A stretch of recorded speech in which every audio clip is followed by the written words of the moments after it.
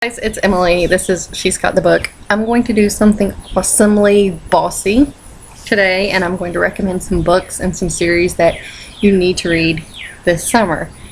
Maybe you don't need to, but you really should. And if you haven't read them, what the heck is wrong with your brain? Okay, I'm going to start with the series that are being made into movies. Please don't watch the movie before you've read the book. I really don't like when people do that. It makes me sad and kittens die when that happens. So let's just read the book first, okay? I'm going to start with Cassandra Clare's Mortal Instruments series. I'm really excited about this movie. There are 5 books out right now. This is the first one. I'm not going to make you read all 5, but just start with this one. You'll love it. So get started on the Mortal Instruments series by Cassandra Clare. Another series that's being made into movies right now, one's already been out, Catching Fire by Suzanne Collins. That's coming out soon. The books are incredible. Surely to goodness you've read The Hunger Games by now. If not, read The Hunger Games first. Then read this, book 2. Then read Mockingjay, book 3. I'm obsessed with Jennifer Lawrence. She's like my girl crush. But the promo for this, the trailer, did not wow me at all. I'm just like, ugh. I'm very picky about movies that are based off books, and obviously I'm always going to like the book better. Hunger Games was a good movie, and maybe if it weren't based on an incredible book, I would have enjoyed it more. And I love Jennifer Lawrence's Katniss. Don't like Josh's Peeta. And don't like that Gale guy. What's his something? Hemsworth? I don't even know. I'll think of it later, but I don't like him as Gale, and I don't know. But anyway, you need to read the book. Don't go watch this movie without reading the book. I'll find out. I'll be mad at you. Santa will tell me. The other book, I don't have it with me right now because I've actually given it to my younger sister. I'm kind of forcing her to read it, which is cool. She'll be thankful in the end. It's Divergent by Veronica Roth. You really need to read that series. So pretend I'm holding Divergent by Veronica Roth up. Read that. It is being made into a movie. I don't know. I don't know if I'm going to like it or not. I'm going to go in with an open mind and extremely high expectations, but the book's incredible. And Insurgent is the second book. It's really good too. I do think Divergent's better, so read Divergent by Veronica Roth and try very hard not to develop a crush on 4. Okay, those are the series being made into movies that I wanted to recommend. Now I'm going to do a little bit by genre. Like, if you like a young adult fiction, you really need to read Marissa Meyer's Scarlet and Cinder. I've already done a review on these books. It was a really short review. I don't know, I think Claire's kind of stupid.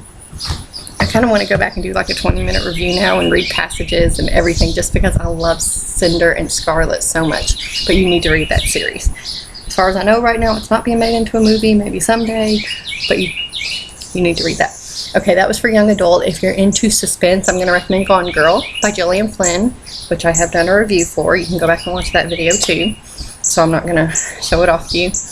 Let's see, if you're into romance, I'm going to recommend Erin Morgenstern's The Night Circus. It's one of the most beautiful, magical books I've ever read about magicians who are raised to be enemies and competitors, but they end up falling for each other. It's amazing. I had book hangover for weeks after finishing it because I was kind of like, why am I going to read another book? It's not going to be as good as The Night Circus. Again, I don't have it here because it's another one that I'm forcing my sister to read.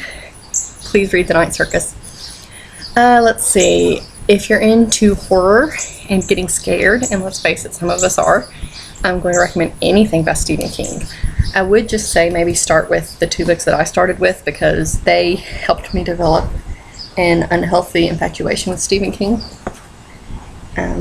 It and Salem's Lot, Creepy Clown, Vampires. I hate clowns, and I did have some really bad dreams after this, but that's part of it, right? And I'm also going to recommend pretty much anything. That's my phone. Anything by Dean Koontz. You can start with Watchers, which is the book that I started with, and I became obsessed with Dean Koontz.